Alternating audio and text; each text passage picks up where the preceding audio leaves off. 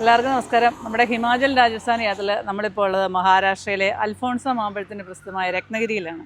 അറബിക്കടലിൻ്റെ തീരത്തുള്ള ചെറിയൊരു ടൗണാണ് രത്നഗിരി.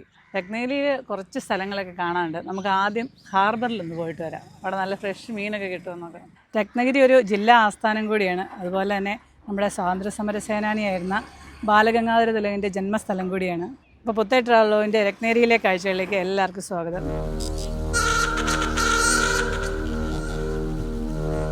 ഇവിടുത്തെ വഴിയെല്ലാം ചെറുതാണ്, അതുകൊണ്ട് നമുക്ക് ഒരു ഓട്ടോയൊക്കെ ഇറങ്ങാം. നല്ലത്, എളുപ്പം. നമസ്തേ ജി. നോക്കി എന്തോരം ബോട്ടുകളാന്ന് കണ്ടോ. എല്ലാം മീൻ പിടിക്കാൻ പോകുന്ന ബോട്ടുകളാണ്. ബോട്ടും വള്ളങ്ങളും ഉണ്ട് ഇവിടെ. ഇത്രയും ബോട്ടും വള്ളങ്ങളും ഒക്കെ ഉണ്ടായിരുന്നു. പിന്നെ ഇവിടുന്ന് ഒത്തിരി മീൻ കയറുന്ന സ്ഥലമാണ് രത്നഗിരി. ഒരു മെയിൻ പോയിന്റാണ്. ഇവിടുന്ന് ഒരുപാട് മീൻ എല്ലാ സ്ഥലങ്ങളിലേക്കും പോകുന്ന. ഇത് ആയിരക്കണക്കിന് വള്ളങ്ങളുണ്ടെന്ന് തോന്നുന്നത്. ഇതിനെല്ലാം നമ്പറുണ്ട്. വലിയ ബോട്ടുകളാണ് കേട്ടോ. ഇതിനകത്ത് അടിയിലൊക്കെ സ്റ്റോറേജ് ആണെന്ന് തോന്നുന്നു, മീൻ സ്റ്റോർ ചെയ്ത് വെക്കാം. അതെ. എന്തോരം ഉണ്ടല്ലേ. ഒത്തിരി ഉണ്ട് ചേട്ടാ. അപ്പുറത്തെ സൈഡിലോട്ടൊക്കെ ഒത്തിരി ബോട്ടുണ്ട്. ഈടാ അങ്ങോട്ട് നോക്കി. മീൻ കണ്ടപ്പോഴത്തേക്കും സന്തോഷം. അയല കേട്ടോ, മുഴുത്ത അയല. അതുണ്ട്, അതാ അവിടെ സ്റ്റോറേജ് സ്പേസ്. അത് അടിന്നെടുക്ക അവര്. അതല്ല, ഇതൊക്കെ ചൂരയും കേരയും അയലയൊക്കെ ഇഷ്ടം പോലെ. നല്ല നല്ല ഫ്രഷ് ചൂര. അയല നല്ല വലിപ്പമുള്ള അയല. ഇന്നലെ നമ്മൾ മാർക്കറ്റിൽ കണ്ട അയല എല്ലാം ചെറുതായിരുന്നു. പാമ്പാടയുണ്ട്, പാമ്പാട. ഒരുപാട് ഐറ്റം ഉണ്ട് കേട്ടോ, ഒരേ സൈസ് ഒന്നും അല്ല. പല സൈസാ, പല ടൈപ്പ് മീൻ. എല്ലാത്തിൻ്റെ ഒന്നും പേരറിയത്തില്ല. ചെമ്പല്ലിയൊക്കെ ഉണ്ട്. അതുണ്ടോ? ചെമ്പല്ലി കുറവാ അവരുടെ. അതുണ്ട്, അവിടെ ഒരു പൈപ്പ് ഉണ്ട്. അത് കുടിവെള്ളം എടുക്കുന്ന. ഇങ്ങനെ നമ്മുടെ മറ്റേ സൂര്യ പറഞ്ഞാൽ പൈപ്പിന് വരുന്ന ചാമ്പ് പൈപ്പ് പോലെ ഒരെണ്ണം ഇരിക്കുന്നുണ്ട്. അത് കുടിവെള്ളം എടുക്കുന്ന. മുകളിൽ ഡ്രൈവർ ക്യാബിന് കേട്ടോ മുകളില്. ഈ വണ്ടികളെല്ലാം ഇങ്ങോട്ട് വെള്ളം കൊണ്ട് വന്നേക്കുന്ന. ഒത്തിരി വണ്ടികളുണ്ട് വെള്ളം കൊണ്ട് വന്നേ. ഈ വെള്ളം ബോട്ടിനകത്ത് ഫില്ല് ചെയ്യാൻ വേണ്ടിയിട്ടാ. കടലിൽ വെള്ളത്തിലേ കിടക്കുന്ന പറഞ്ഞാൽ നല്ല വെള്ളമില്ലല്ലോ, കുടിക്കാൻ വെള്ളമില്ലല്ലോ. കുടിവെള്ളവും ആഹാരം പാകം ചെയ്യാനും ഒക്കെ ആയിട്ട് കൊണ്ടുവരും. ഇതെല്ലാം ചെറുമീനാണല്ലോ. ചെറിയ മത്തി. മത്തിയല്ലേ? അതെ അതെ, ഇതെല്ലാം കുഞ്ഞു മത്തിയാ. ഈ ചെറുമത്തിയെ ഇതൊക്കെ ഉണങ്ങാൻ കൊണ്ടുവന്നായിരിക്കും അല്ലേ? അല്ല, നമ്മളിത് മാർക്കറ്റിൽ കണ്ടിട്ടില്ലേ? മാർക്കറ്റിൽ കൊണ്ടുപോകും. ഇത്രയും ചെറിയ മത്തിയാണ്. ചെറുതധികം കിട്ടാറില്ലെന്നേ ഉള്ളൂ. അതെ, ആ ബോട്ടിലേക്ക് വെള്ളം നിറച്ചോണ്ടിരിക്കുക. ഈ വരുന്ന ബോട്ടുകളെല്ലാം ഇങ്ങനെ ഓരോ സ്ഥലത്ത് വന്ന് ലോഡ് ഇറക്കും. ഇറക്കിച്ച് അവിടെ തന്നെ ഇടുമെന്ന് ആള് പറഞ്ഞു. അത് അല്ലെങ്കിൽ പിന്നെ അതാ ഇത്രയും തിരക്ക്, പിന്നെ മാറ്റിയിടുകയില്ല. പിന്നെ വരുന്നവരെല്ലാം ഈ സൈഡിൽ കൂടെ എല്ലാം ഇങ്ങനെ വണ്ടികൾ ഇടയുള്ളിടത്ത് നോക്കിയിട്ട് ഇറക്കും. ഈ വണ്ടിയിൽ, ഈ ബോട്ടിൽ മൊത്തം മത്തി തന്നെയാണ്, ചെറിയ മത്തി. നല്ല പച്ച പാമ്പാട. നല്ല അയലയാ. അയലയും പാമ്പാടേ ഈ വണ്ടിയിൽ, ഈ ബോട്ടിൽ. വണ്ടിയിൽ എന്നാ പറയുന്നത്. ഇത് നല്ല അയല. ഇതുണ്ടോ? ഈ മഞ്ഞ കളറ് കണ്ടോ അയലയുടെ പുറത്ത് കണ്ടോ? ഇത് നല്ല അയലയാ. ഇത് വണ്ടിയിൽ കയറ്റി വിടാൻ വേണ്ടി ഓരോ ബോക്സ് നിറച്ചോണ്ടിരിക്കുക. ഇതിപ്പോ 25 കിലോ ആയി. എനിക്ക് പാമ്പാടയൊന്നും വേണ്ട, അയല കണ്ടിട്ട് ഒരു വെട്ടി മേടിച്ചോണ്ട് പോകണമെന്നുണ്ട്. അതുപോലെ ഈ വെള്ളം വണ്ടികളുടെ തിരക്കാ. അതെ, വെള്ളം കൊണ്ടുവന്ന് ബോട്ടാൽ ഫില്ല് ചെയ്യാൻ വേണ്ടിട്ട് കൊണ്ടുവരുന്ന വണ്ടികൾ. വലിയ വലിയ ബോട്ടുകളാണ് കേട്ടോ ഇതെല്ലാം. വലിയ ബോട്ടിലൊക്കെ ഞാൻ ഒരാളോട് പറഞ്ഞ 40 പേരൊക്കെ ഉണ്ടായിരിക്കും പണിക്കാര്. ചെറിയ ബോട്ടിൽ 20-25 പേര്. ഈ സൈഡിലെല്ലാം ചെറിയ ബോട്ടുകളാണ്. ഡാമേജ് ആയ വലയൊക്കെ ഇരുന്ന് തുന്നി ശരിയാക്കും അവര്. അത് നല്ലൊരു പണിയല്ലേ? അതെ അതെ. ഇത് കണ്ടുപിടിക്കണ്ടേ? ഒരു കാര്യം ശ്രദ്ധിച്ചോ, ഈ ബോട്ടുകളിലെല്ലാം നമ്മുടെ ദേശീയ പതാകയുണ്ട്. അതെന്തിനാ? കടലിൽ ചെല്ലുമ്പോൾ അറിയാൻ വേണ്ടിയിട്ടാ. വേറെ രാജ്യത്തിൻ്റെയൊക്കെ ആൾക്കാരും ഉണ്ടാവുമല്ലോ. ഇവരെ മീൻ പിടിക്കാൻ പോയി കഴിഞ്ഞാൽ മീൻ കിട്ടുന്നതനുസരിച്ചാണ് തിരിച്ചു വരുന്നത്. ചിലപ്പം ഇപ്പം ഞാൻ ഒരാളോട് ചോദിച്ചാൽ പറഞ്ഞു ചിലപ്പോൾ ഒരാഴ്ചയൊക്കെ എടുക്കുമെന്ന് പറഞ്ഞു. പിന്നെ ബോംബെ ഒക്കെ പോകുമെന്ന് പറഞ്ഞു. ബോംബെക്ക് അടുത്തൊക്കെ പോകും. ബോംബെയും കാർവാറും ആ ഭാഗങ്ങളിലേക്കൊക്കെ പോകുമെന്ന് പറഞ്ഞു. ആ ലോറികൾ കണ്ടോ വല വലിച്ചു കയറ്റുന്ന. ചിലപ്പോൾ മെയിൻ്റെനൻസ് ചെയ്യാൻ കൊണ്ടുപോകാനായിരിക്കും. വലയ്ക്ക് ഭയങ്കര നീളമാണ്, വലിയ വലയല്ലേ? വലിയ വല. എത്ര പേരാ അതിന് മുകളിൽ നിന്ന് വലിക്കുന്നത്. ഈ വലയെ മെയിൻ്റനൻസ് ഒക്കെ ചെയ്തുകൊണ്ട് വന്നാൽ ഇത് ഈ ബോട്ടയിലേക്ക് കയറ്റും. ഇനി ഒരു ബോട്ടയിൽ ഇതുപോലെ വലിയ 2 വലയുണ്ട്. ലെഫ്റ്റ് സൈഡിൽ ഒരെണ്ണം, റൈറ്റ് സൈഡിൽ ഒരെണ്ണം. കണ്ട ഇതിൻ്റെ 2 ഇറക്കി വെച്ചേക്കാം. ഇതിന് ഇവിടുത്തെ പണിക്കാരൊക്കെയും UP-ക്കാരും ഒറീസക്കാരും ബീഹാറുകാരും ബംഗാളുകാരും നേപ്പാളുകാരും ഒക്കെ ഉണ്ട്. പിന്നെ ഇവിടെ ഉള്ളവരും ഉണ്ട്, കർണാടകക്കാരും ഉണ്ട്, മഹാരാഷ്ട്രക്കാരുണ്ട്. ഇതെല്ലാം ചെറിയ ഇലയാണ്. എല്ലാം ചെറിയ ഇലയാണ്. ദൂരെയുള്ള തൊഴിലാളികളൊക്കെ നാട്ടിലൊക്കെ പോകുന്നത് ജൂൺ ജൂലൈ മാസങ്ങളിലാണ്, ട്രോളിങ്ങിൻ്റെ സമയത്ത്. ഒരു വല്ലാത്ത ലൈഫ് തന്നെയല്ലേ. ഇവർ ഈ പോകുന്ന വഴിക്ക് എവിടുന്ന് മീൻ കിട്ടുന്നോ അപ്പോൾ അതിനടുത്തുള്ള ഹാർബറിൽ കയറി അതവിടെ ഇറക്കും. എന്നിട്ട് പിന്നെ വീണ്ടും പോകും. വീണ്ടും അടുത്ത സ്ഥലത്ത് നിന്ന് കിട്ടിയാൽ അങ്ങനെ പോകും. അതായത് ഇപ്പം ഇവിടെയുള്ള ബോട്ടാണെങ്കിൽ തന്നെ ഇവിടുന്ന് ഇപ്പോൾ ചിലപ്പോൾ ബോംബെക്ക് പോയാൽ ബോംബെ സൈഡിൽ നിന്ന് മീൻ കിട്ടിയെങ്കിൽ അവിടെ അടുത്തിറക്കും. അങ്ങനെയാണെന്ന് പറഞ്ഞത്. ഇവിടെ ഈ കിടക്കുന്ന ബോട്ടുകളെല്ലാം ഇവിടെ ഉള്ളത് തന്നെ ഒന്നുമല്ല, പല സ്ഥലങ്ങളിൽ നിന്ന് വരുന്നതുകൊണ്ട്. 1 മാസമായല്ലേ വീട്ടിൽ നിന്ന് പോന്നിട്ട്. അപ്പം ഈ താടിയും എല്ലാം മുടിയെന്ന് പറയാൻ പറ്റില്ല, താടിയെല്ലാം വളർന്നുകൊണ്ട് എന്നാന്ന് മുടി വെട്ടാന്ന് പറഞ്ഞു. ഒരു ഓട്ടോ വിളിച്ച് വണ്ടി അവിടെ ഇട്ടെടുത്ത്. അപ്പോൾ ഓട്ടോക്കാരനോട് ഞാൻ പറഞ്ഞു ഒരു ബാർബർ ഷോപ്പിൽ പോകണമെന്ന് പറഞ്ഞു, മുടി വെട്ടാമെന്ന് പോകണമെന്ന് പറഞ്ഞു. പുള്ളി ചോദിച്ചു മുടി ഉണ്ടോയെന്ന് ചോദിച്ചു. മുടി വെട്ടാൻ പുള്ളിക്ക് അതിശയായിപ്പോയി, മുടി വെട്ടാ ഇനി വെട്ടാനോ ഒന്നും. ഇവരുടെ ജീവിതം ഒരു പ്രത്യേക ജീവിതം എന്നാ പറഞ്ഞാലും, എപ്പോഴും വെള്ളത്തിൽ ജീവിതം മൊത്തം ഈ ബോട്ടിൽ തന്നെ. ഫുഡൊക്കെ ഇത് കുക്കൊക്കെ ഉണ്ടായിരിക്കും കേട്ടോ, ആഹാരമൊക്കെ വെച്ച് കഴിക്കല്ലേ ഇവരെല്ലാം. എല്ലാം ലോഡ് ഇറക്കിക്കൊണ്ടിരിക്കുന്ന വണ്ടികളാണ്. അതെ, പല ഐറ്റം മീനുകളാണ് ഇതെല്ലാം. ഇതെല്ലാം ഈ ബോട്ടിലുള്ളതാണെന്ന് തോന്നുന്നു. സാമ്പിൾ എടുത്ത് വെച്ചേക്കുന്നതാണോ? ഇത് അയലക്കിരിയാനാ, വലിയ മുഴുത്ത അയലക്കിരിയാന. ഇത്ര വലുത് കണ്ടിട്ടേ ഇല്ല അയലക്കിരിയാൻ. ചെറുതായാണ് അയല, പക്ഷെ ചെറുതാ. എത്ര ബോട്ടുകളാണ് ഒരേ സമയം ലോഡ് ഇറക്കിക്കൊണ്ടിരിക്കുന്നതെന്ന് നോക്കിയേ. അപ്പോൾ തൊട്ടടുത്ത് തന്നെ ഇവിടുത്തെ മീൻ മാർക്കറ്റ്. രാവിലത്തെ കച്ചവടങ്ങളൊക്കെ കഴിഞ്ഞെന്ന് തോന്നുന്നു. ഉണക്കമീനും ഉണ്ട്. അതെ, ഉണക്കമീൻ ഇരിക്കുന്നു. വലിയ മീനൊക്കെ ഉണ്ട്. വലിയ മീനൊക്കെ പക്ഷെ കുറവായിരുന്നു അല്ലേ. ഇതൊക്കെ വലുതാ. ഇത് കടൽ ഞണ്ട്. ഇതെന്നാ മീനെ? കോലായോ? എനിക്ക് അതിന്റെ പേരൊന്നും അറിയത്തില്ല. കോല തന്നെ കണ്ട് പറയും. മീനുകൾക്കെല്ലാം ഓരോ സ്ഥലത്തും ഓരോ പേരാ പറയുന്നത്. മീൻ വല്ല മേടിക്കണോ? കുറച്ച് അയല മേടിക്കായിരുന്നു. മേടിച്ചോ. പക്ഷെ അയലൊക്കെ പോകുന്ന വഴിക്ക് നമുക്ക് നാളെ കഴിഞ്ഞൊക്കെ ആണല്ലോ മേടിക്കാം കേട്ടോ. ഇതൊക്കെ വറ്റയത്, ചെറിയ വറ്റ. അയലക്ക് കിലോയ്ക്ക് 200 രൂപ. വിലയൊന്നും വലിയ കുറവില്ല. ഇതെന്നാ മീന്? ഇതെന്നാ അറിയാവോ? മറ്റേ മീൻ പോലെ ഇരിക്കുന്നല്ലോ. ചെമ്പല്ലി പേര്? ചെമ്പല്ലി അല്ല, വേറെ എല്ലാ ഐറ്റവും ഉണ്ട് ഇവിടെ. ഇപ്പൊ കണ്ട മീനിലായിരിക്കുന്നുണ്ടോ? അതിന്റെ പേര് ബോംബെ ഡക്ക്. ബോംബെ ഡക്ക്. ഇവരിവിടെ അതുപോലൊരു പേരാ പറഞ്ഞത്. ഈ മീൻ കയറ്റാൻ വരുന്ന ലോറികളുമേ ഇതുണ്ട് ഈ കിടക്കുന്നത്. ഇതും ചിലപ്പോൾ ഇവിടെ ദിവസങ്ങൾ കിടക്കേണ്ടി വരും. മീൻ വരുന്നതനുസരിച്ചിട്ടേ ഇവർക്കൊക്കെ ലോഡും ആവുള്ളൂ. ഇന്ന് മീൻ കുറവാണ് മാർക്കറ്റിൽ. അപ്പോഴേ നമുക്ക് ഇവിടുന്ന് വല്ലതും കഴിച്ചിട്ട് പോവാം. ഇതൊരു മലയാളി ഹോട്ടലാണെന്നാണ് ഓട്ടോക്കാരൻ പറഞ്ഞത്. അപ്പോൾ നമ്മുടെ ഓട്ടോയുടെ ആളുണ്ട്, ഐര എന്നാണ് പേര് ആളുടെ. ഇവിടെ തന്നെ ഇവിടുത്തുകാരനാണ്. അപ്പോൾ നമ്മൾ ഹോട്ടലിൽ വന്നു. പക്ഷേ മലയാളിയില്ല, മലയാളം അറിയാം, മംഗലാപുരംകാരാണ്. ഹോട്ടലിൽ നല്ല തിരക്കാണ് രാവിലെ. പൊറോട്ട ഉണ്ട്, പൂരിഭാജി ഉണ്ട്, ഇഡലി ദോശ, എല്ലാ സാധനവും ഉണ്ട്. പൊറോട്ട വേണേൽ ഓരോന്ന് കഴിക്കാം. ഒത്തിരി നാളായില്ല പൊറോട്ട കഴിച്ചിട്ട്. 1 മാസം കഴിഞ്ഞില്ലേ. മീൻവണ്ടി ഓടിക്കുന്ന ഒരു ഫാമിലി മെമ്പറും കൂടെ ഇവിടെ ഉണ്ട്. രാവിലെ ബ്രേക്ക്ഫാസ്റ്റ് കഴിക്കാനായിട്ട് വന്നു. വണ്ടി ലോഡായിട്ടില്ലെന്ന് പറഞ്ഞു. വണ്ടി ഇവിടെ ഉണ്ട്. ഇവിടെ ലോഡായില്ലെങ്കിൽ ബോംബെക്ക് പോകുന്നു പറഞ്ഞു. ഇവിടെ കിട്ടിയില്ലെങ്കിൽ അല്ലേ. നല്ല ചൂട് പൊറോട്ട. എല്ലാവരും പൊറോട്ടയാണ് പറഞ്ഞത്. നല്ല പൊറോട്ട കേട്ടോ. പൊറോട്ടയും അയലക്കറിയും. ഈ മീനിന് എന്നാ ടേസ്റ്റാണ്. മീനല്ലേ, നല്ല ടേസ്റ്റ്. അപ്പോൾ ഹാർബറൊക്കെ കണ്ടിട്ട് നമ്മൾ രത്നഗിരി ടൗണിലെത്തി. അപ്പോൾ ടൗണിൽ തന്നെ ഇതുണ്ട്, നമ്മുടെ സ്വാതന്ത്ര്യ സമര സേനാനി എന്ന സവർക്കറുടെ ഒരു സ്റ്റാച്ചു ഒക്കെ ഉണ്ട്. രത്നഗിരി പോസ്റ്റ് ഓഫീസാണ്. പച്ചക്കറി കടകളുണ്ടാവും. പാവയ്ക്കൊക്കെ നല്ലപോലെ ഡിസൈൻ ചെയ്ത് അടുക്കി വെച്ചേക്കുന്നു. നല്ല കയ്പാ പാവയ്ക്കായ്ക്ക്. പച്ചിലകൾ തന്നെ. മല്ലിയില, പുതിനയില, മേത്തിയില, പാലക്ക്. ഇതെന്താ, ക്യാരറ്റിൻ്റെ ഇലയാണോ? ഇതെന്നാ ഇത്? ക്യാരറ്റിൻ്റെ ഇല പോലെ ഇരിക്കുന്നു. ഇതെല്ലാം മാർക്കറ്റ് ഏരിയ. ഇവിടെ മെയിനായിട്ട് കാണാനുള്ള ബീച്ചുകൾ, പിന്നെ രത്നദുർഗ് ഫോർട്ട്, പിന്നെ തിബ പാലസ്, പിന്നെ മ്യൂസിയം ഉണ്ട്, പിന്നെ ബാലഗംഗാധര തിലകൻ്റെ ബർത്ത് പ്ലേസ് ഉണ്ട്. ഇത്രയൊക്കെയാണ് ഇവിടെ കാണാനുള്ളത്. നമുക്ക് ഇവിടുന്ന് ഒരു ഓട്ടോ വിളിച്ച് തിബ പാലസ് കാണാൻ പോകാം. പിന്നെ ഫോർട്ടിൻ്റെ അവിടെ നമ്മുടെ വണ്ടി പോകും, അത് വെളിയിലാണ്.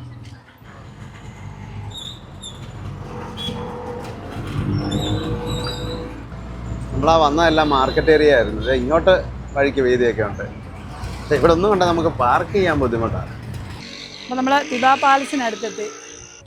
കുട്ടികളെയും കൊണ്ട് സ്കൂളിൽ നിന്ന് ടൂർ വന്നേക്കുന്ന ഇതാണ് തിബ പാലസ്. പക്ഷേ നല്ല ഒത്തിരി പഴക്കം പറയുമല്ലോ ഈ പാലസ് കണ്ടാൽ. 1910 നിർമ്മിച്ച പാലസാണ്. അപ്പോൾ 100-115 വർഷം പഴക്കമായില്ലേ? ആ, സ്ഥാനം നഷ്ടപ്പെട്ട ബർമയിലെ രാജാവായിരുന്ന, അതായത് ഇപ്പോഴത്തെ മ്യാൻമാർ, അവിടുത്തെ രാജാവായിരുന്ന തിബയെയും കുടുംബത്തെയും നാട് കടത്താൻ വേണ്ടി ബ്രിട്ടീഷുകാർ നിർമ്മിച്ച ഒരു കൊട്ടാരം ഇത്. 1910 മുതൽ 1916 രാജാവ് മരിക്കുന്നവർ രാജാവും കുടുംബവും ഇവിടെയായിരുന്നു താമസിച്ചിരുന്നത്. ഈ കൊട്ടാരം നിർമ്മിച്ചേക്കുന്ന ഫുള്ള് വെട്ടുകല്ലില്ല, ഇവിടുത്തെ തന്നെ വെട്ടുകല്ല ഇത്. സ്കൂളിൽ നിന്നെല്ലാം ടൂർ കൊണ്ടിരുന്ന ഒരു സമയമാണെന്ന് തോന്നിപ്പോൾ.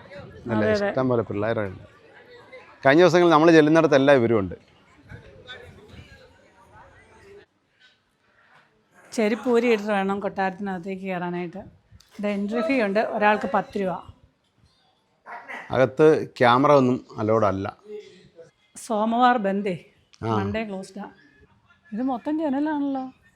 ഇതുണ്ട് ഈ ജനൽ, ഈ തടി എന്തിനാ ഈ സൈഡിൽ? ഇത് ഷെയ്ഡാണ് നോർത്ത് വെക്കാമെന്നായിരിക്കും അല്ലേ? ആയിരിക്കും. വൈകുന്നേരം 7:30 ഇവിടെ ലൈറ്റ് ആൻഡ് സൗണ്ട് ഷോ ഉണ്ട്. രാജാവിനെയും രാജ്ഞിയെയും അടക്കിയിരിക്കുന്ന സമാധി സ്ഥലവും ഇവിടെ രത്നഗിരിയിൽ തന്നെയാണ്. ഇവിടുന്ന് ഒരു 2-3 കിലോമീറ്റർ ദൂരമുണ്ട്. പാർക്കിംഗ് ഉള്ള കണ്ടോ, ആ മരത്തിൻ്റെ തണലിൽ പാർക്ക് ചെയ്യാം, വണ്ടി കുറവായതുകൊണ്ട്. ഈ MSRTCയുടെ ബസ്സുകൾ തന്നെ നമ്മളവിടെ കണ്ട പോലെ തന്നെ സ്കൂളിൽ നിന്ന് പിള്ളേരെ കൊണ്ട് വന്നേക്കുന്നത്. അരയാൽ നിൽക്കുന്നത് കണ്ടോ, മതിൽ മൊത്തം അരയാൽ കൈയടക്കി. MSRTCയുടെ ബസ്സുകളാണ് കിടക്കുന്ന മൊത്തം, അതെല്ലാം പൊളിക്കുന്ന വണ്ടികളാണ്, പഴയ വണ്ടികൾ. Welcome to Ratnagiri railway station. അപ്പോൾ നമ്മളത് രത്നഗിരിയിലെ റെയിൽവേ സ്റ്റേഷനിലെത്തി. Konkan railway Ratnagiri. Welcome to mango city.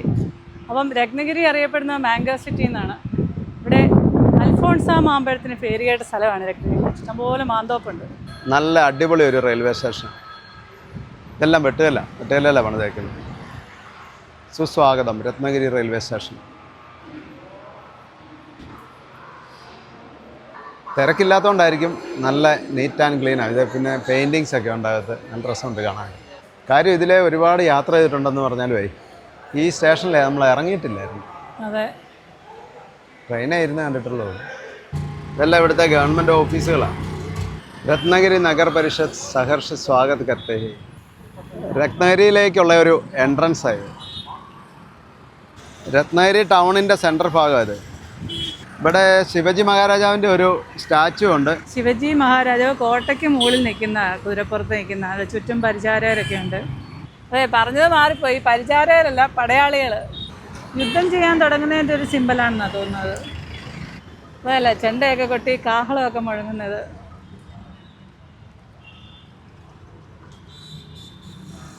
ഇവിടെ ഒരു മന്ദിരമുണ്ട്, മാരുതി മന്ദിർ. ഇതൊക്കെ നല്ല രസമുണ്ട് കാണാനായിട്ട്, നല്ല ഒറിജിനാലിറ്റി. അതെ അതെ, ആ യുദ്ധത്തിന് ഒരുങ്ങുന്നതിൻ്റെ ആ ഒരു ഇത് തന്നെയാണ് കേട്ടോ ഇത്. ഇതിനകത്ത് തന്നെയാണ് മാരുതി മന്ദിർ, ഹനുമാൻ സ്വാമിയുടെ ക്ഷേത്രം. ജയസ്തംഭ്, ഇതൊരു വിജയസ്തംഭമാണ്. രത്നഗിരി ബസ് സ്ഥാനക്, രത്നഗിരി ബസ് സ്റ്റാൻഡാണ് MSRTCയുടെ. ചുമ്മാ ഒന്ന് കയറിയിട്ട് വരാം. ഗ്രാമീൺ ബസ് സ്ഥാനക്ക് ഇങ്ങോട്ട്, ശഹരി ബസ് സ്ഥാനക്ക്. ഈ സൈഡിലുള്ളതെല്ലാം ലോക്കൽ ബസ്സുകളാണ്, ലോക്കൽ ബസ്സിൻ്റെ സ്റ്റാൻഡായത്. ഇവിടെ നിന്നുള്ള വണ്ടികളെല്ലാം ലോങ് സർവീസ് ബസ്സുകളാണ് ഇവിടുന്ന് പോകുന്നത്. നല്ല പുതിയ ബസ് സ്റ്റാൻഡാണ് കേട്ടോ, അടിപൊളി ബസ് സ്റ്റാൻഡാണ്. അതെ, നല്ല ബസ് സ്റ്റാൻഡ്, നല്ല റെയിൽവേ സ്റ്റേഷനായിരുന്നു. പൊടി കാരണം മാസ്ക് ഒക്കെ വെച്ച്. അയ്യോ, റോഡേ വന്നപ്പോൾ ഭയങ്കര പൊടിയായിരുന്നു. അവിടെ വഴിപണി നടക്കുക. അതാ. എങ്ങോട്ടാ പോകണ്ടേ? കോലാപ്പൂര്, രത്നഗിരി, ഗണപതിപുലെ. അതാ വണ്ടിയല്ലേ, അതല്ല എങ്ങോട്ടാ പോകണ്ടെന്ന് വെച്ചേ. ബസ് നോക്കുന്നത് എങ്ങോട്ടാ? കോട്ടയത്തിന് പോയാൽ മതി. കോട്ടയത്തിന് ബസ് ഇവിടുന്ന് കിട്ടുകയില്ല കേട്ടോ. ലോങ് സർവീസ് ഉണ്ടെന്ന് പറഞ്ഞിട്ട് കോട്ടയത്തിനൊന്നും ഇല്ല ഇവിടുന്ന്. ചെല്ലുന്നിടത്തു നിന്നെല്ലാം കോട്ടയത്തിന് ബസ് വേണമെന്ന് പറഞ്ഞാൽ നടക്കുമോ? ഇത് ശ്രീരാം മന്ദിര, ഇവിടുത്തെ ശ്രീരാമക്ഷേത്രമാണ്. എല്ലാം മാർക്കറ്റ് ഏരിയ. അപ്പോൾ നമ്മൾ ടൗണൊക്കെ ഒന്ന് കറങ്ങിയിട്ട് വണ്ടിയുടെ അടുത്തെത്തി. ഇനി വണ്ടിയും കൊണ്ട് ഇറങ്ങാം. വണ്ടി കൊണ്ട് ഇനി സ്ഥലം കൂടെയൊക്കെ കറങ്ങി വെച്ച് നമുക്ക് തിരിച്ചു വിട്ടേക്കാം. ഇവിടെ കപ്പൽ പൊളിക്കുന്ന ഒരു സ്ഥലമുണ്ട്. നമ്മുടെ ഒരു ഫാമിലി മെമ്പറാണ് കപ്പൽ പൊളിക്കുന്നത്. അപ്പോൾ അതും കൂടെ പോയി ഒന്ന് കണ്ടിട്ട് വരാം. അതൊന്ന് പോയി കാണാം.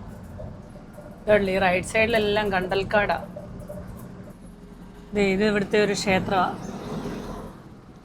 അപ്പോൾ വണ്ടിയൊക്കെ അവിടെ നമ്മൾ റോഡിൽ പാർക്ക് ചെയ്തിട്ട് ഇങ്ങനെ ഒരു ഗള്ളിക്കകത്തോടെ കയറി പോവാം. 2 സൈഡും വീടുകളാണ്. തൊട്ടപ്പുറ കടല. അതെ. ഇത് ഓടയാട്ടോ. വേനൽ സമയങ്ങളിൽ ഇവിടെയൊക്കെ നല്ല ചൂടായിരിക്കും. ഇവിടെ നിറയെ തെങ്ങും തോപ്പാട്ടോ. ഇതിനകത്തോട്ട് കയറിയപ്പോൾ തന്നെ ഒരു തണുപ്പ്. ഇതൊരു കിണറാന്ന് തോന്നുന്നുണ്ടോ? പൈപ്പ് ഇട്ടേക്കുന്നുണ്ടോ? എത്ര മോട്ടറൊന്നും ഉണ്ടോ വെച്ചേക്കുന്നത്? ആ വെള്ളത്തിന് നേരെ ഉപ്പരസം കാണുമല്ലേ? അവരോട് വല്ലതും ചോദിച്ചറിയാം. ചിലപ്പോൾ കാണുകയില്ലായിരിക്കും കേട്ടോ. കടൽ ഭിത്തിയൊക്കെ കിട്ടിയിട്ടുണ്ട്. ഇതെവിടാണോ? ഇതൊക്കെ പൊളിച്ചിട്ടേക്കുന്ന സാധനങ്ങളാണ് ഇതല്ലേ? എല്ലാം ഷീറ്റുകൾ. ഇതെല്ലാം കത്തിപ്പോയ പോലെ അല്ലേ? കത്തിയല്ല, ഇതെല്ലാം ദ്രവിച്ചു പോയത് കണ്ടില്ലേ? കടലിൽ മുങ്ങിപ്പോയല്ലോ ആയിരിക്കും. ഇതെല്ലാം കട്ട് ചെയ്ത് ഇട്ടേക്കുന്ന ബേസാണ്. ഈ കപ്പൽ ചിലപ്പോഴേ എന്തെങ്കിലും കംപ്ലൈൻ്റൊക്കെ ആയിട്ട് മുങ്ങിപ്പോയതായിരിക്കും. അതിങ്ങനെ വലിച്ചു കൊണ്ടിട്ട് പൊളിക്കുന്ന ഇതുണ്ടോ? ഇത്രയേ ഉള്ളൂ. മൊത്തം തുരുമ്പാ. വെള്ളത്തിൽ കിടക്കുന്നതുകൊണ്ട് പെട്ടെന്ന് തുരുമ്പ്. അതെ. ഈ ഷിപ്പ് ഒമാൻ്റെ ഷിപ്പായിരുന്നു. ഇപ്പോഴേ നമ്മൾ വരാൻ താമസിച്ചു പോയി. ഇത് മൊത്തം കട്ട് ചെയ്ത് കൊണ്ടുപോയി. കട്ട് ചെയ്ത് എടുക്കുന്നതനുസരിച്ച് ലോഡ് കയറ്റി വിടും. ഇരുമ്പ് കുറച്ച് ഭാഗം കൂടെ ഉള്ളൂ. പഴയ ഇരുമ്പ് പോലെ സ്ക്രാപ്പിനേ ഉള്ളൂ. അല്ലാതെ കൊള്ളുന്ന സാധനമൊന്നുമില്ല. ഇരുമ്പാ മൊത്തം. അപ്പോൾ എല്ലാം തീരാറായി.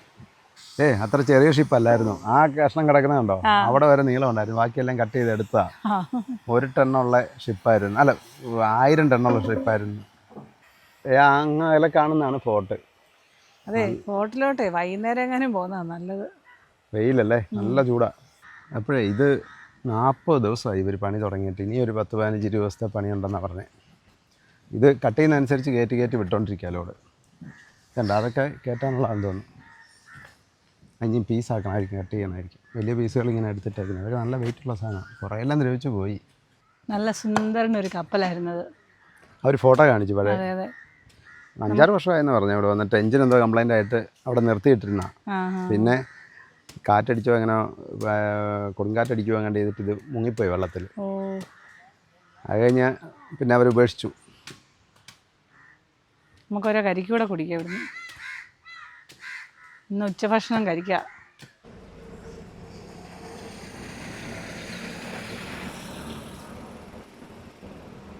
റേമണ്ട് രജിസ്റ്റേർഡ് ഓഫീസാണ് ഇത്. ഞാൻ ആദ്യം ഓർത്ത ഒരു വീടായിരിക്കും. അപ്പോൾ ഇനി നമുക്ക് രത്നദുർഗ് ഫോർട്ട് കാണാനായിട്ട് പോകാം. ഫോർട്ട് നമ്മൾ അവിടെ വന്ന് കണ്ടില്ലേ? അങ്ങോട്ടാ പോകണ്ടേ? ഫോർട്ട് ഒരു കുന്നിൻ മുകളിലാണ്. കുന്നിൻ മുകളില. ആ മല നേരെ കടലിൻ്റെ സൈഡിൽ തന്നെയാണ്. ഈ വണ്ടികളൊക്കെ മെയിൻ എടുക്കാൻ വേണ്ടി വന്നേക്കുന്ന വണ്ടികളാണ്. അവിടുന്ന് മെയിൻ കയറ്റുന്ന സ്ഥലമാണ്. ഇത് കേരളത്തിലേക്കൊക്കെ വരുന്ന വണ്ടികളാണ്.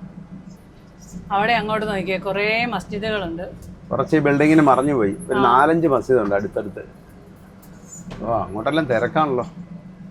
ഈ തിരക്ക് കാരണമാണ് രാവിലെ നമ്മൾ ഓട്ടോ വിളിച്ചു പോയത്. അതെ, ഈ ചെറിയ വണ്ടിയാണെങ്കിൽ കുഴപ്പമില്ല. ഇത്രയും വലിയ വണ്ടി ആയതുകൊണ്ടേ എല്ലാം കൊണ്ടുപോകാൻ പാടാ. എവിടെയെങ്കിലും നിർത്താൻ പറ്റുമോ? അതുമില്ല. പാർക്ക് ചെയ്യാനേ പറ്റിയല്ല. പിന്നെ ഇങ്ങനെ അങ്ങ് പൊക്കോണ്ടിരിക്കാം. ഇതിലെ എങ്ങനെ പോകും? ആ വണ്ടിക്കാരൻ റിവേഴ്സ് എടുക്കും. ഓട്ടോ സ്റ്റാൻഡും കൂടെ ആയതുകൊണ്ടേ എന്ത് 2 വീലറുകളാണെന്ന് നോക്കിയാൽ 2 സൈഡിലും ഇരിക്കുന്നത് എല്ലാം. ഇവിടെ എല്ലാം ഇതെല്ലാം ഈ മീൻ പിടിക്കാൻ പോകുന്നവർ തൊഴിലാളികളൊക്കെയാണ്. ബോട്ടിലെ തൊഴിലാളികളാണ് കൂടുതൽ. ഇന്ന് ഈ തൊഴിലാളികൾക്കെല്ലാം അവധിയാണ്. രാവിലെ അവർ സംസാരിച്ചപ്പോൾ പറഞ്ഞായിരുന്നു ഇന്ന് അവധി ദിവസമാണെന്ന് പറഞ്ഞായിരുന്നു. അതുകൊണ്ട് എല്ലാവരും ചുമ്മാ ഒന്ന് കറങ്ങാനൊക്കെ ഇറങ്ങി. അതെ, എന്നും വെള്ളത്തിലല്ലേ. അതെ. അപ്പോൾ നമ്മളത് കടലിൻ്റെ തൊട്ട് തീരത്തെത്തി. ഇതൊക്കെ ലോഡ് എടുക്കാൻ വന്ന് കിടക്കുന്ന വണ്ടികളാണ്.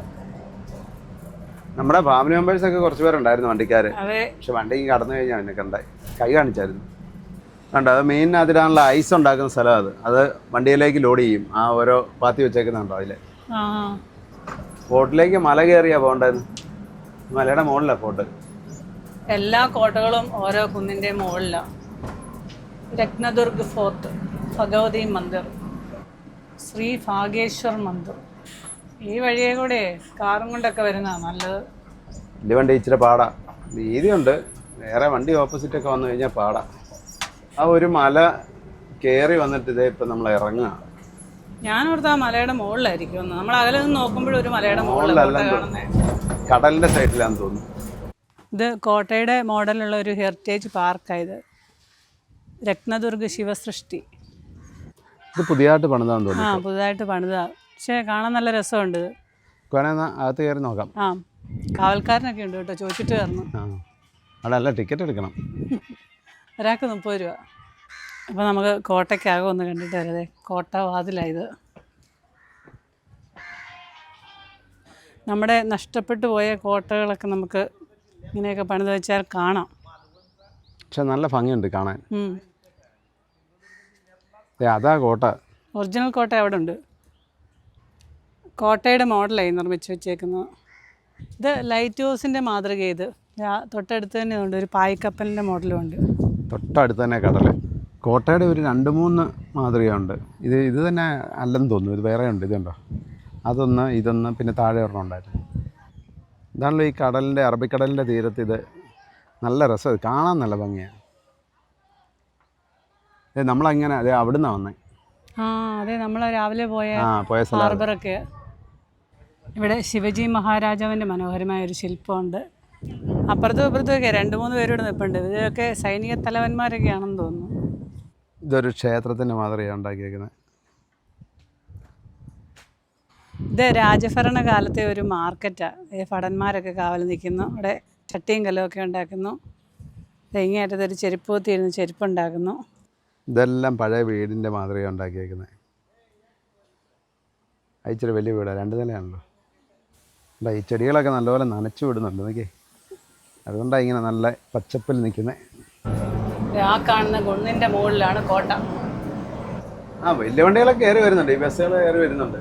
ഇതെല്ലാം സ്കൂളിൽ നിന്ന് പിള്ളേരെ കൊണ്ടുവന്നേക്കുന്ന. അപ്പോൾ നമുക്കിനി രത്നദുർഗ് കോട്ട കണ്ടിട്ട് വരാം. ഈ കോട്ടയ്ക്ക് രത്നഗിരി ഫോർട്ട് എന്നും ഭഗവതി ഫോർട്ട് എന്നും പറയാറുണ്ട്. കോട്ടയ്ക്കകത്തേക്ക് കയറണമെങ്കിൽ കുറേ സ്റ്റെപ്പ് കയറണം. ഈ കോട്ടയ്ക്കകത്ത് തന്നെ ഒരു ദേവീക്ഷേത്രമുണ്ട്, ഒരു ഭഗവതി ക്ഷേത്രം. 1950 ഈ ക്ഷേത്രം പുതുക്കി പണിതാണ്. അപ്പോൾ ഈ കോട്ടയ്ക്കകത്ത് ഈ ക്ഷേത്രം ഉള്ളതുകൊണ്ടാണ് ഭഗവതി കോട്ട എന്ന് പറയുന്നത്. ഇത് അങ്ങ് കാണുന്നുണ്ടോ, നമ്മൾ രാവിലെ പോയ ഹാർബറാണ്. ഇതതുപോലെ തന്നെ ഈ സിമെൻറ്റ് കമ്പനിയുടെ സിമെൻറ്റ് കപ്പലിൽ നിന്ന് കൊണ്ടുവന്നിട്ട് ഇറക്കുന്നതാണോ, ഇത് ഇവിടുന്ന് ലോഡ് ചെയ്യുന്നതാണോ എന്ന് അറിയില്ല. അതായത് ഈ കോട്ടയുടെ മുകളിൽ നിന്ന് ചുറ്റുമുള്ള പ്രദേശങ്ങളെല്ലാം കാണാം. അവിടെ ഒരു കോട്ടയുണ്ടെന്ന് തോന്നുന്നു, അങ്ങ് ആ മലയിൽ. ഇവിടെ ഒരു വിജയസ്തംഭമുണ്ട്. അതുപോലെ തന്നെ ഈ കോട്ട നിർമ്മിച്ചേക്കുന്നതെല്ലാം വെട്ടുകല്ല് കൊണ്ടാണ്. ഇവിടെ എവിടെ ചെന്നാലും എല്ലാം എഴുതി വെച്ചേക്കുന്നത് മറാത്തിയില്ല. അതുകൊണ്ട് നമുക്ക് വായിച്ച് മനസ്സിലാക്കാൻ പറ്റില്ല. ഇംഗ്ലീഷിലൊന്നുമില്ല, ഹിന്ദിയില്ല. ഹിന്ദി ആണെങ്കിലും സാരമില്ലായിരുന്നു, കുറച്ചെങ്കിലും മനസ്സിലാവുമായിരുന്നു. കോട്ട മൊത്തം കാണണമെങ്കിൽ കുറേ ദൂരം നടക്കണം. ഇതുപോലെ ഇങ്ങനെ മുഴുവൻ അങ്ങേയറ്റത്ത് വരെ ഉണ്ട്. ഇങ്ങനെ അങ്ങ് ഇതിന് ചുറ്റും, ഈ മലയ്ക്ക് ചുറ്റുമുണ്ട്. ഇവിടെ നിന്ന് അറബിക്കടൽ നല്ല സുന്ദരമായിട്ട് കാണാം. ബഹുമാനി കാലഘട്ടത്തിലാണ് ഈ കോട്ട നിർമ്മിച്ചത്. അതിനുശേഷം 1670 മറാത്ത രാജാവായിരുന്ന ശിവജി മഹാരാജാവ് ഈ കോട്ട പിടിച്ചടക്കി. ശിവജി മഹാരാജാവ് കുറേ അറ്റകുറ്റപ്പണികളൊക്കെ നടത്തി ഈ കോട്ട പുനർനിർമ്മിച്ചു. അതിനുശേഷം 1818 ബ്രിട്ടീഷുകാർ ഈ കോട്ട പിടിച്ചടക്കി. കോട്ടയുടെ ഹൈറ്റും ഉണ്ടായിരുന്നു. അത് നമ്മൾ അവിടെ കയറിയിടമല്ല, അതെല്ലാം ഇതിന് താഴെയാണോ, വണ്ടിയൊക്കെ എന്തായാലും താഴെ കിടക്കുന്നത്. അപ്പം നമുക്കേ സമയം കളയാതെ അടുത്ത സ്വീകരണ സ്ഥലത്തേക്ക് പോയേക്കാം. ഏതെങ്കിലും ബീച്ചിൽ പോകാം. അങ്ങോട്ട് നോക്കിയേ, കടൽ എത്ര അടുത്താന്ന് നോക്കിയേ. വൈകുന്നേരം ആവുകയാണെങ്കിൽ സൺസെറ്റ് കാണാം. സൺസെറ്റ് ഇവിടെ നിന്ന് കാണാം. പുല്ലെല്ലാം ഉണങ്ങിക്കരിഞ്ഞ് കിടക്കുന്നുണ്ടോ. ഇവിടെ ഇപ്പൊ നല്ല തിരക്കായി. അതിനാന്നറിയോ, ഇവിടെ കയറാതെ അങ്ങോട്ട് വന്നു. നമ്മളിവിടെ കയറിയിട്ട് കോട്ട കാണാൻ പോയി, അത്രേ ഉള്ളൂ. ആ ബസ്സിന്റെ ഒക്കെ പുറയിൽ എഴുതി വെച്ചേക്കുന്നുണ്ടോ, ലാൽപരി ചുവന്ന മലാഖ. ചുമന്ന മാലാഹയോ? ഇവിടെ ഇഷ്ടംപോലെ മാവുണ്ട്. മാവ് കൊണ്ട് വലിയ മരങ്ങളാണ് നിൽക്കുന്നതെല്ലാം. ഈ മാവാണല്ലേ നല്ല പൊക്കമുള്ള മാവാ. ഇവിടുത്തെ വീടുകളൊക്കെ ഉണ്ട്, വേറൊരു സ്റ്റൈലാണ്. ഇവിടെ കുറച്ച് ദൂരം വീതി കുറവാണ്. വേറെ വണ്ടി ഇറങ്ങി വന്നാൽ ഇച്ചിരി പാടാണ്. ഏക്കാലും വഴി തെളിച്ച ഒരാൾ മുന്നേ പോകുന്നുണ്ട്, അതുകൊണ്ട് നമുക്ക് എളുപ്പമുണ്ട്. പുറകെ അങ്ങ് പോയാൽ മതി. ഒരു സ്കൂളാന്ന് തോന്നുന്നു കേട്ടോ, പഴയ ഒരു സ്കൂളാണ്. കാര്യം ഈ ഇങ്ങോട്ട് വരുന്ന ഇത് 1 കിലോമീറ്റർ ഉള്ളൂ ഈ കയറ്റം. പക്ഷെ നല്ല കുത്തു കയറ്റമാണ്. 2 വണ്ടി വന്നാൽ ചില സ്ഥലങ്ങളിൽ വീതി കുറവാണ്. സൈഡ് ഒരേന്നുണ്ട് കേട്ടോ, ആ മുള്ള. അത് മൊത്തം സൈഡല്ല പറഞ്ഞു ഈ പ്രാവശ്യം. അതെ താഴെ നിന്നൊരു വലിയ ബസ് കയറി വന്നു. ആ ബസ് അങ്ങ് റിവേഴ്സ് പോവാ.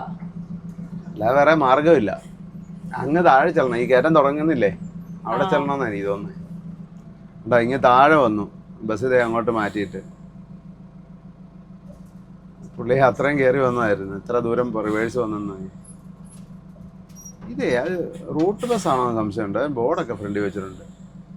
അങ്ങോട്ട് പോകാനോ അവിടെ വരെയല്ലേ പോകത്തുള്ളൂ. അവിടെ വരെ ഉള്ളതായിരിക്കും. അങ്ങനെയാണ്. നമുക്കിനി ഇവിടുത്തെ മാണ്ഡവി ബീച്ചിലേക്ക് പോവാം. മുന്നേ പോയ ബസ്സൊക്കെ അങ്ങോട്ടാന്ന് തോന്നുന്നു കേട്ടോ. അവരും അങ്ങോട്ട് തന്നെ ആയിരിക്കും. ഇതല്ല നൈറ്റ് സർവീസ് ബസ്സുകളായി കിടക്കുന്നത്. അപ്പൊ നമ്മളതേ ബീച്ചിനടുത്തെത്തി. മാണ്ഡവി ബീച്ച്. ഇവിടെ പാർക്കിംഗ് ഇച്ചിരി പ്രശ്നമാണല്ലോ. കാറുകൾക്കുള്ളതേ ഉള്ളൂ. നമുക്ക് നോക്കാം, അപ്പുറം എവിടെയെങ്കിലും കൊണ്ടിടാം. തൽക്കാലം ഇവിടെ ഇറക്കി ഇട്ടു. പക്ഷേ ഇവിടെ അധികം നേരം കിടക്കാൻ പറ്റില്ല. എന്നാന്നറിയോ, അവിടെ കടകളൊക്കെ ഉടനെ ഓപ്പൺ ആവും. അന്നേരം മാറ്റാൻ പറയും നമ്മളോട്. നമുക്ക് അതിനിപ്പുറം വേഗം പോയി കണ്ടിട്ട് വരാം. അതല്ലേ, സന്ധ്യ ആകുമ്പോഴത്തേക്കും തട്ടുകടകളൊക്കെ സജീവമായി വരുന്നുണ്ട്. ശരിക്കും ഇങ്ങോട്ട് ബീച്ചിലേക്കൊക്കെ ആൾക്കാർ വരുന്നേ ഉള്ളൂ. നമുക്ക് അതിന് മുമ്പ് പോകാം. എന്നാന്നറിയോ, ഇങ്ങോട്ട് വണ്ടി വന്നാൽ പിന്നെ അവിടെയും ബ്ലോക്കാവും. ഇവിടെ നിന്ന് അങ്ങ് തിരിയുന്നിടം വരെ. പാർക്കിങ് ചെറിയ പാർക്കിങ്ങാണ്. കുറച്ച് വണ്ടികൾ ഇടാനുള്ള ഇടയുള്ളൂ. നമുക്ക് പെട്ടെന്ന് അവിടുന്ന് തിരിച്ച് ഇവിടെ വരെ വരുന്നിടം വരെ വേറെ വണ്ടി വന്നാൽ പണിയാണ്, തിരക്കായെങ്കിൽ. Mandavi beach, the gateway of Ratnagiri. വൈകുന്നേരം വരുന്നവർക്ക് ഇതുണ്ട്. ഈ പാലത്തിന് രണ്ട് സൈഡിൽ ഇരിക്കാനൊക്കെ സൗകര്യമുണ്ട്. പിന്നെ കടലിലേക്ക് കുറച്ച് ദൂരം പാലത്തെ കൂടെ നടക്കാം. ഇവിടെയും കുതിരസവാരിയൊക്കെ ഉണ്ടെന്ന് തോന്നുന്നത്. അതല്ലേ, വൈകുന്നേരം ആയപ്പോഴും കുതിര വണ്ടിയൊക്കെ വന്നു തുടങ്ങി. ഇപ്പോഴേ വെള്ളം ഇറങ്ങിയേക്കുക. വെള്ളം ഉള്ള സമയമാണ് ഇങ്ങനെ കയറി വരും. എന്ത് വേസ്റ്റാന്ന് നോക്കിയേ കടലിൽ അടിഞ്ഞേക്കുന്നത്. ഏറ്റവും കൂടുതൽ വേസ്റ്റ് ഉള്ളത് കടലിലാണ്. ഇവിടെ അതുപോലെ തന്നെ ATV റൈഡൊക്കെ ഉണ്ട്. അതല്ല, ATV ഒക്കെ വന്നിട്ടുണ്ട്. ഇവിടെ സൺസെറ്റ് കാണാൻ നല്ലതായിരിക്കും. വൈകുന്നേരം ആകുമ്പോഴത്തേനും ആൾക്കാർ വരും. എന്നുവെച്ചാൽ ഇത്രയും ഉള്ളിലേക്ക്, കടലിനുള്ളിലേക്ക് ഈ പാലത്തെ കൂടെ പോകാമല്ലോ. അങ്ങ് ഒരു പാലം കണ്ടോ? കണ്ടോ? ആ പാലം വഴി നമുക്ക് പോകണം. നമുക്ക് അതിലേ പോകാം. ഇവിടുത്തെ ഈ കല്ലല്ലാവേ വെട്ടുകല്ല് പോലുള്ള കല്ലാന്ന് തോന്നുന്നു. അതുകൊണ്ടോ, കണ്ടിട്ട് വെട്ടുകല്ലാന്ന് തോന്നുന്നു. കറുത്ത കളറും മണ്ണിനും കറുത്ത കളറാണ് മണലിന്. ഞാൻ പറയലോട് നോക്കി എത്ര ഞണ്ടായിരിക്കുന്നുണ്ടോ. അതെ, അങ്ങോട്ട് നോക്കി ഒത്തിരി ഉണ്ട് കേട്ടോ. ഇതിനിടയിൽ കൂടെ എല്ലാം ഉണ്ട് ഞണ്ട്. ഇത് ഇവിടെ എല്ലാം ഉണ്ട്. ഇതുകൊണ്ട് ആ കല്ല വഴിയല്ല ഇഷ്ടം പോലെ ഞണ്ടിരിപ്പുണ്ട്. ചെറുതും വലുതും ഒക്കെ ഉണ്ട്. ഇങ്ങോട്ട് വന്നപ്പോൾ നല്ല തണുത്ത കാറ്റ്. അതെ, ഒരു 300-400 മീറ്റർ ഉണ്ടെന്ന് തോന്നുന്നു ഈ പാലം കടലിലേക്ക്. അപ്പോൾ സമയം 5:15. ഇനിയിപ്പോൾ നമുക്ക് പതുക്കെ വണ്ടി എടുത്തുകൊണ്ട് പോയേക്കാം. കുറച്ചുകൂടെ കഴിഞ്ഞാൽ പിന്നെ ഇവിടെ ഭയങ്കര തിരക്കായിരിക്കും. കുറയുന്ന ഒരാൾ സൈഡൊക്കെ പറയുന്നുണ്ട്. അപ്പോൾ ഇനി നമുക്ക് നേരെ അടുത്ത സ്ഥലത്തേക്ക് പോയേക്കാം. ഇപ്പോൾ ഈ പ്രാവശ്യം എത്ര 3-4 ബീച്ച് കയറി. അതെ, പഴയൊരു ബിൽഡിംഗ് ആണെന്ന് തോന്നിയത്. നല്ലൊരു വീടായിരുന്നത്. ഇനിയിപ്പോഴേ രത്നഗിരിക്ക് നല്ല മാമ്പഴമൊക്കെ ഉണ്ടാകുന്ന ഒരു സമയത്ത് വരാം. മഴക്കാലത്തും നല്ലതായിരിക്കും. ആ മാമ്പഴം ഉണ്ടാകുന്ന സമയത്ത് നല്ല ചൂടാട്ടോ. ഏപ്രിൽ മെയ് മാസങ്ങളിലാണ്. മഴക്കാലത്ത് നല്ല രസമായിരിക്കും. ജൂൺ ജൂലൈ ഓഗസ്റ്റ് ഒക്കെ. രത്നഗിരി ഒരു നല്ലൊരു ടൗണാണ്. അത്ര ചെറിയ ടൗൺ അല്ല. അല്ലല്ല, അതായത് ജില്ലാ ആസ്ഥാനമല്ലേ. അതെ. ഈ നടുക്കത്തെ ഡിവൈഡറൊക്കെ ഉണ്ട്. വെട്ടുകല്ലും കൊണ്ടാണ് നിർമ്മിച്ചേക്കുന്നത്. കേട്ടോ, വൈകുന്നേരം ആയപ്പോഴത്തേനേ നല്ല തിരക്കായി. റെജിവടയും ഭാട്ടിയയും തമ്മിൽ കണക്ട് ചെയ്യുന്ന ഒരു സീലിംഗ് ആണ് ഈ പാലം. കുറേ ദൂരം ഇങ്ങോട്ട് കടലിലെ വെള്ളം ഉള്ളിലേക്ക് കയറി കിടപ്പുണ്ട്. ഭാട്ടിയ ബ്രിഡ്ജ് എന്നാണ് ഈ ബ്രിഡ്ജിന് പറയുന്നത്. ഇവിടെ തന്നെ ഒരു ബീച്ചും ഉണ്ട്, ഭാട്ടിയ ബീച്ച്. അപ്പോൾ ഇന്നത്തെ ദിവസം തീരാറായി. അതായത് സൂര്യൻ അസ്തമിക്കാറായി. ഇവിടെ ഒരു മന്ദിരമുണ്ട്, ശനി വിനായക മന്ദിർ. ആ ബീച്ചിൻ്റെ സൈഡിൽ തന്നെ. ഈ ബീച്ചിൻ്റെ സൈഡിൽ കൂടെ എല്ലാം ചെറിയ ചെറിയ മൊട്ടക്കുന്നുകളാണ്. അതായത് ഈ കയറ്റം ഇറക്കവും വളവും തിരിവും. മല കയറുമല്ലേ? ഓരോ ചെറിയ മലകൾ, മൊട്ടക്കുന്നുകൾ കയറി ഇറങ്ങിയാ പോകുന്നത്. ശരിക്കും പറഞ്ഞാൽ രത്നഗിരി നിറയെ കുന്നുകളാ, ചെറിയ ചെറിയ കുന്നുകൾ. ഈ റോഡ് നമ്മുടെ കടലിന്റെ തീരത്തോടെ തന്നെയാ പോകുന്നത്. പഴയ ബിൽഡിംഗ് അല്ലേ? വല്ല സർക്കാർ ബിൽഡിങ്ങുകളും വല്ലതും ആയിരിക്കും. നല്ലൊരു സ്കൂളാ. പക്ഷെ ഇത് പഴയ ബിൽഡിംഗ് ആണെന്ന് തോന്നുന്നു. ഈ മുന്നേ കാണുന്നത് പുറയിലോട്ട് പുതിയതായിട്ട് പണിതാ. നമ്മളെ കഴിഞ്ഞ ദിവസം വന്ന പോലെ തന്നെയുള്ള സ്ഥലം.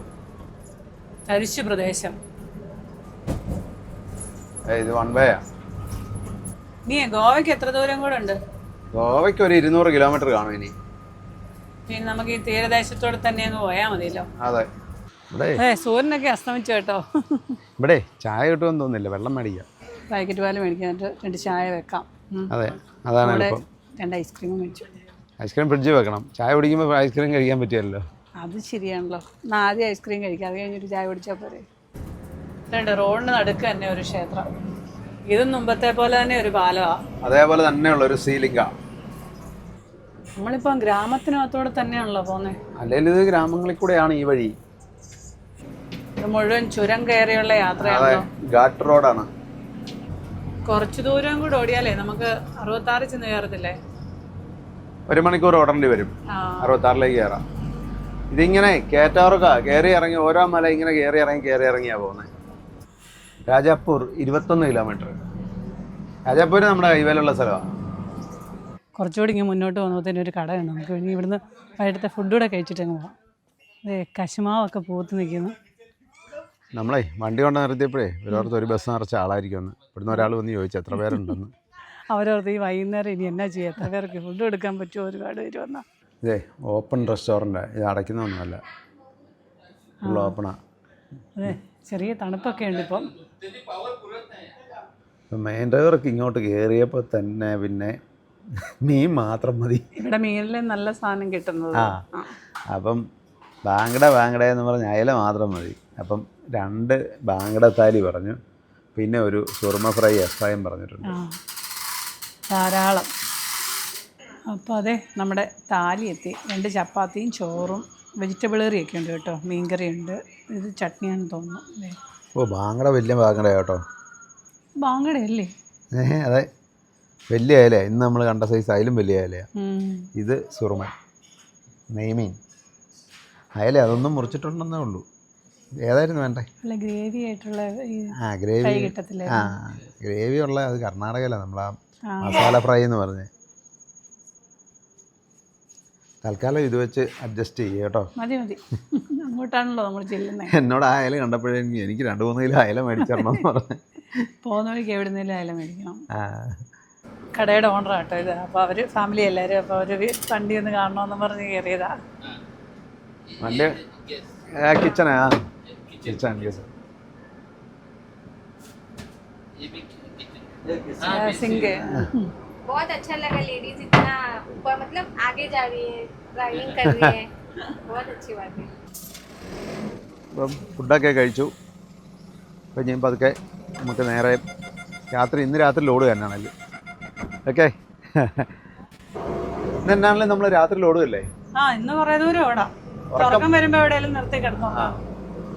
അവര് കേരളത്തിൽ വരുന്നുണ്ടെന്നൊക്കെയാ പറഞ്ഞ കേട്ടോ. എന്റെ നമ്പരൊക്കെ മേടിച്ചിട്ടുണ്ട്. കേരളം കണ്ടിട്ടില്ല, കേരളം കറങ്ങാൻ വരുന്നുണ്ടെന്നൊക്കെയാ പറഞ്ഞത്. പോരാൻ പറ. നമ്മളെ ഇന്ന് പോകാൻ പ്ലാനിലായിരുന്നെങ്കിൽ അവിടെ കിടന്നാ മതിയായിരുന്നു. കിടന്നിട്ട് രാവിലെ പോകാന്നൊക്കെ പറഞ്ഞു. നല്ല സ്ഥലം കേട്ടോ. നല്ല സ്ഥലം. മീനൊക്കെ വറുത്ത് വരാൻ കുറച്ച് സമയം എടുത്തു, അതുകൊണ്ട് കുറെ സമയം പോയി. നമ്മളെ ചെന്ന് ഇരുന്ന് കഴിഞ്ഞിട്ടല്ലേ മീൻ മറക്കാൻ ഇടുള്ളൂ. ഹെവി ആയിപ്പോയി മീനൊക്കെ, വലിയ മീനായിരുന്നു. അതെ, ഞാൻ ഓർത്തെ ചെറിയ, നമ്മൾ രാവിലെ കഴിച്ചുകൂട്ട് ചെറിയ അയലയായിരിക്കും ഓർത്തെ. അതുകൊണ്ടാക്കിയാലും മീൻ കഴിക്കാനുള്ള കൊതി തീർന്നില്ലേ? എനിക്ക് മതിയായി, വയറുന്നു. അപ്പൊ ഇനി നമുക്ക് ഉറക്കം വരുന്നിടം വരെ അങ്ങ് ഓടിക്കാം. ഉറക്കം വരുന്നിടത്ത് എവിടെയെങ്കിലും ഒതുക്കുക, കിടന്നുറങ്ങാം. 2 ദിവസങ്ങൾക്ക് ശേഷം NH66 വന്ന് കയറുന്നു. ഇതിലെ അയില കയറിപ്പോയിരിക്കും. അപ്പോൾ നമ്മൾ രാജാപൂർ വന്ന് NH66 കയറി. അപ്പോൾ നമ്മളൊരു പമ്പിൽ കൊണ്ട് വണ്ടിയൊക്കെ ഒതുക്കി നല്ല ഉറക്കം വരുന്നുണ്ട്. ഇനിയിപ്പോൾ കിടന്നുറങ്ങാം. അപ്പം നാളത്തെ കാഴ്ചകളൊക്കെ നമുക്ക് വീണ്ടും കാണാം.